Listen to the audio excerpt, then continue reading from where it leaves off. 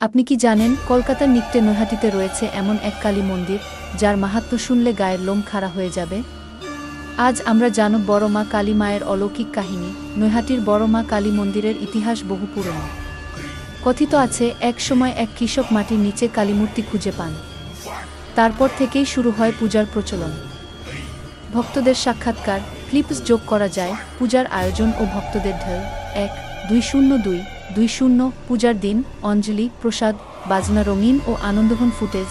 প্রতি বছর হাজার হাজার মানুষ আসেন বড় মায়ের দর্শন করতে, অঞ্জলি দিতে, প্রসাদ নিতে আর মার কৃপা পেতে। অলৌকিক কাহিনী। 2-2-0-3-2-0 সাক্ষাৎকার, লোককথার ফুটেজ। স্থানীয়রা বলেন বড় মা কারো সৎ প্রার্থনা বিফলে যেতে দেন না। কেউ বলেন মা স্বপ্নে দেখা দেন, কেউ বলেন মা অসুখ ভালো করে দেন। মেলাবার আয়োজন। 3-2-0-4-2-0 মেলার ভিডিও ফুটেজ। নাগরদোলা, খাবার দোকান, স্থানীয় হস্তশিল্প। মন্দির চত্বরেই বসে বিশাল মেলাছোট থেকে বড় সবাই এই দিনটির জন্য অপেক্ষা করে থাকেন সারা বছর। আউটরোক 4-2-0-5-0-0 আপনিও কি একবার বড় মায়ের দর্শনে গেছেন? আপনার অভিজ্ঞতা আমাদের সাথে শেয়ার করুন কমেন্টে। ভিডিও ভালো লাগলে লাইক, শেয়ার এবং সাবস্ক্রাইব করতে ভুলবেন না।